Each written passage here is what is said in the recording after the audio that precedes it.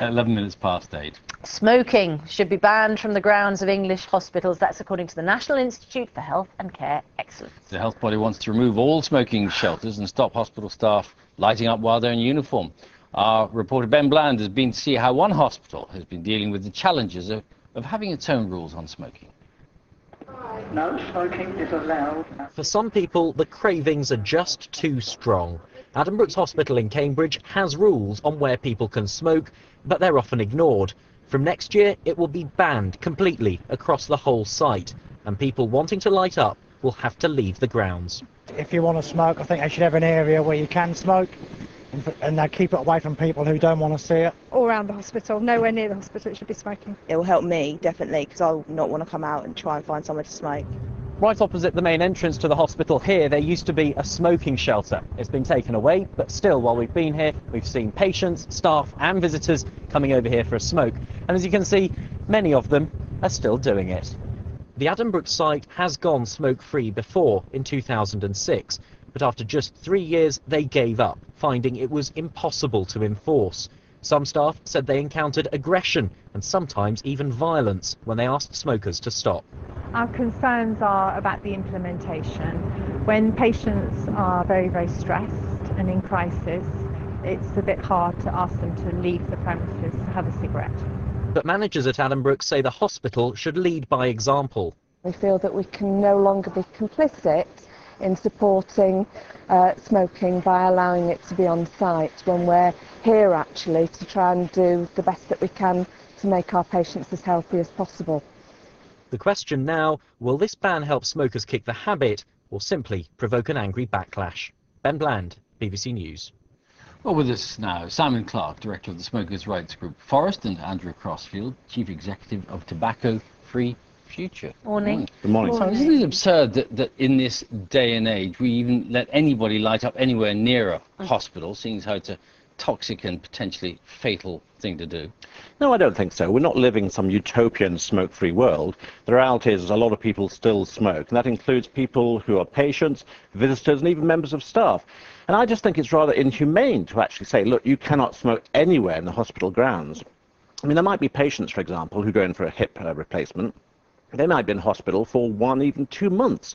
Are we really going to say they can't smoke anywhere in the hospital grounds? Crazy. And this guidelines, they're so extreme that they will even deny terminal patients the opportunity to have a cigarette. Now, if a member of staff takes a patient outside in that sort of circumstances, are they going to be disciplined? I mean, I really think we've got to look very carefully at this. Andrea, smoking is legal, so why should it be banned if somebody wants to do it, you know, despite the fact they're in hospital? Well, this guidance is about very much more than smoking in hospital grounds. It's about recognising that the NHS really needs to change its culture. And, you know, the NHS is about a health service. It's about recognising that when people come into hospital, smoking accounts for so many hospital admissions. We heard this morning just how many hospital admissions, 80,000 people in England alone dying from smoking-related diseases. The doctors and nurses deal with the condition that they're dealing with at the time.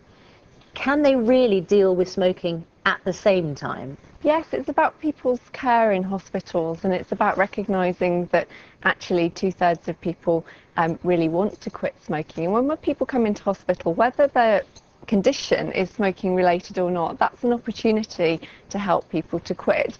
And really we can provide care and support for people, we can provide medication for people, and we can ensure that people's cravings for nicotine are controlled. We can support people through that process, and we can make sure that that is all supported. Simon, the key word in NHS is surely health. Well, I think the key word is caring. And you see, these guidelines strike me as having been written by some faceless bureaucrat who isn't actually having to care for a patient. And if you care for a patient, you take into account that maybe having a cigarette actually is something that's quite pleasurable. If you care for a patient, maybe you wouldn't want to allow them to poison themselves on a daily basis with all the toxins they take in through cigarette smoke. Sure, but that's not the state's role when tobacco is a legal product. Are we going to go down the same route with alcohol and with what we eat? Are we going to be nagged, cajoled, bullied? But you don't. For instance, you don't have alcohol stations outside hospitals, do you? No, of course not. But the reality is, I mean, some people don't like the fact there are smokers around entrances. I understand that. It doesn't look great. The reason they're there is because, of course, the smoking ban meant hospitals had to scrap all their separate smoking rooms, which would have kept the smokers well away from the non-smokers. Andrea, we have also lots of big response on this, and some staff in hospitals saying it's actually quite hard to go outside as a nurse or a doctor or another member of staff in a hospital and tell people to stop smoking. You know, you might be full of the best intentions, but the fact is, if someone's having a stressful day and they want to have a cigarette, they may not be receptive to your suggestions that they give up. And one of the things this guidance says is that staff need to have training and support to have those conversations, both with patients and with visitors to hospitals. And one of the things that hospital boards will need to do is make sure that all of their staff get that training and support. That's just and why more that expense. happens, I mean, that's crazy. More and more expense. And we need to employ wardens, we need CCTV cameras to catch people smoking. Is that really the best way to use taxpayers' money? Less expensive, fewer people smoke, and fewer people then cost the NHS. Well, I'm sorry, Bill, that's not for them. true. The reality is smokers contribute over £10 billion a year in tobacco taxation, and that's why they don't deserve to be nagged, cajoled and bullied by the state like this all the time. The NHS has a duty to look after people, but also to care for people, and accept that we're not all the same. We all have our little vices, and smoking for some people is a vice. It's not for the NHS